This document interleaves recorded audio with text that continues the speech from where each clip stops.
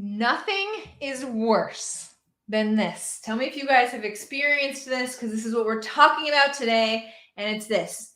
You get on enrollment call after enrollment call with people who seem interested in signing up for your group coaching program. And maybe they came to some conversion event of yours where you were given a webinar and they got so much value. And in the comments, they're like, oh my gosh, Lindsay, you give so much value. Thank you so much.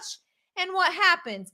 Time after time after time again, you either get, I can't afford you, maybe next time, I don't know, right? Nothing is worse. So today, hey Seth, what's going on, you guys over on Instagram? Hello on Facebook. Today, we're talking about lead quality. I've been helping online coaches for the past 20 years fill group programs.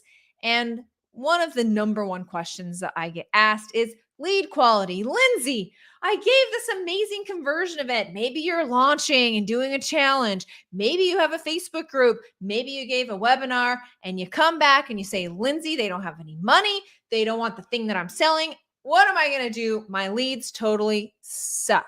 Okay. So, I mean, I hate tire kickers as bad as the next guy. It can be really draining as a coach because you get them all excited on a webinar and they're like, oh my gosh, you can help me in aha moments and this is awesome. And then you get them on the phone and they're just like, yes, I know you could change my life, but I think I'll wait till later. And this is just the way humans are programmed. It's all about the freaking ego, you guys, okay? The ego is down here in our subconscious. And it's creating all these personality types like loser Larry, can't do it Kathy, better not be there Ben, okay? I don't know what that one means. I'll go with it anyway. And so a coach comes along, they have aha moment. I'm going to eat better. I'm going to find I'm going to transform.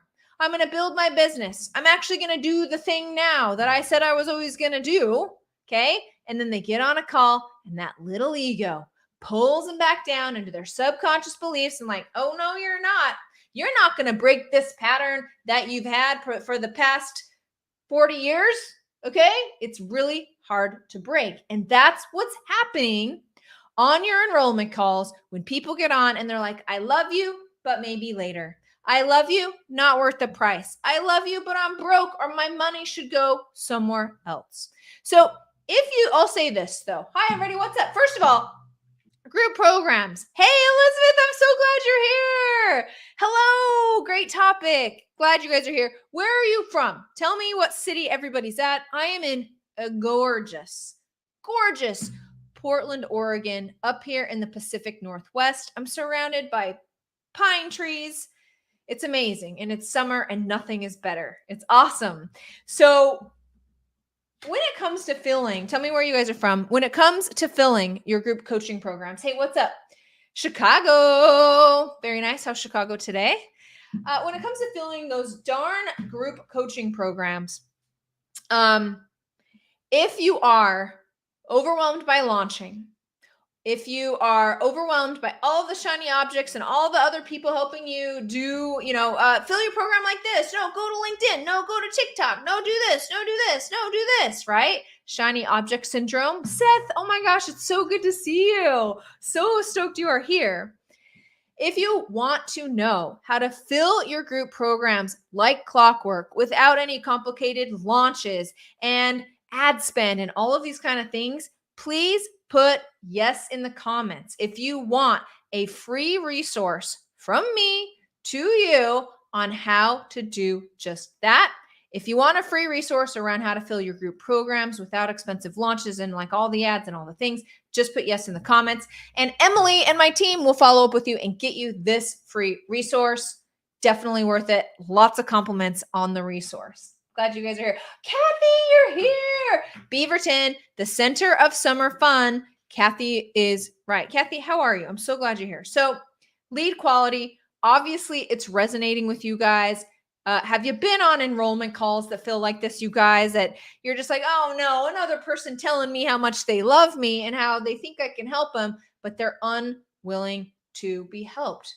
This is really obvious in, say, like a wellness, right? You're helping people live better, feel better, move better, all those kind of things. And people will get on a call and be like, yeah, I feel like crap. I have no energy. I know you can help me. I know I need to get off sugar. I know I need to eat better. And I know that I personally have been trying to do this for XYZ many years and have been unable to. And I know you're the one that can help me. But no, I'm going to put this off till later. Okay. So we're going to look at a couple of things that you can look at when you think there might be an issue with your lead quality. So the number one thing is going to be the messaging that you put out in your content. So, for example, I have a lot of people that teach energy, that does energy healing, that teaches people around energy healing. I help a lot of people like that. And when you go out on Instagram, let's say you want to get high level clients, people that are going to pay you to be in your coaching program so that they can better utilize their energy. Okay. If you're on Instagram, and you're basically making posts around, hey, here's what chakras are. And here's the beginning 101 information. You will attend to attract those people who are just getting into it. Because people on another level, they already know this stuff. They want to go deeper. They want to understand more, which is why every single marketing course you go to, including mine, starts with this. Niche down, guys. The riches are in the niches or the niches. Okay. It depends on what side of the tracks you're on. Okay. The riches are in the niches. So that's why you want to niche down, because if you're talking all things energy and all things about energy work, I am your person, people are like, she's a good place for information, but does she really have my number? Does she really understand my problems? And when we start niching down, let's say you niche down around, hey, I'm going to help you heal your heart chakra. Everything we do is around the heart chakra, the power around it. You can really transform your life by breathing into your heart chakra. And that's what you talk about on Instagram. And you talk about the problems about that and what it resolves and the power of it. When you get someone on an enrollment call, they already are all in on your message. Yes, heart chakra, I want to know how to do this. You're basically the only one that I know who does this. So I'm willing to pay top dollar. Please, please help me.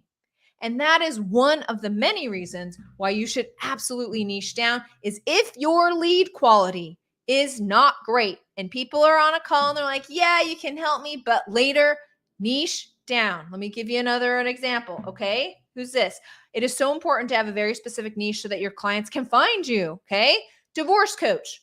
We have a lot of divorce coaches in the audience. If you're a divorce coach, what's up?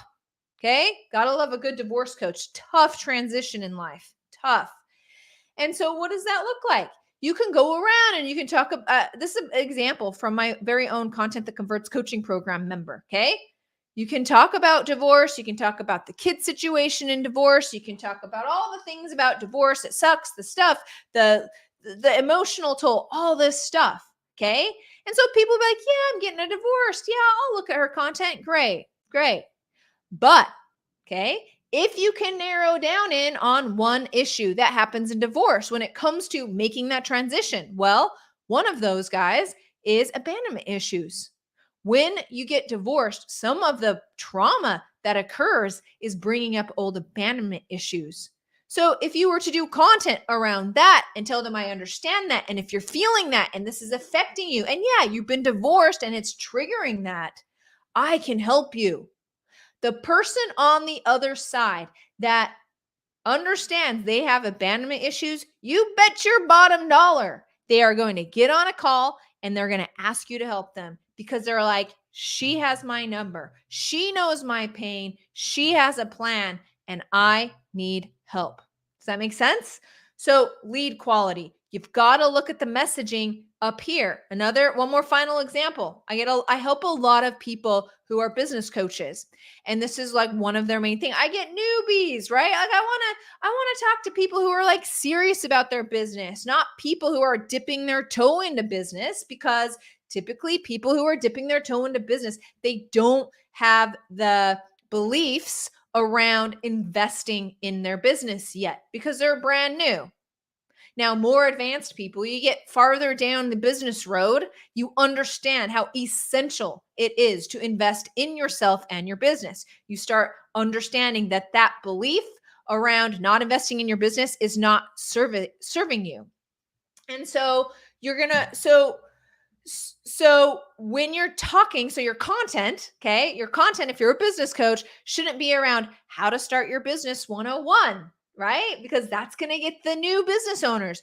You have to find a level down or a level up, whatever direction you want to go, a level up to start talking about it. Hey, you don't have a business plan yet. You show up every day. You have no idea what direction you're going, where the business will be. You're crossing your fingers on whether or not you're actually going to achieve a goal. And by the way, what is even a decent goal for somebody who is just starting? Now you have their number. Now they're like, yes, that is the problem I have, and I know they can solve it. I want to sign up. But it all is dependent on the content and what you're talking about on the front end. I hope that makes sense. If you have a lead quality problem, look at the messaging on the front end. That's number one. Number two, if you have a lead quality problem and you get people on a call and they're like, yeah, I love you, but I want to work with you maybe next time. Oh, ouch. That's a lot of money to spend. I don't know. If you're getting a lot of things like this, okay? It's because you want to look at what value you are putting on your program, okay? This is an imposter syndrome situation.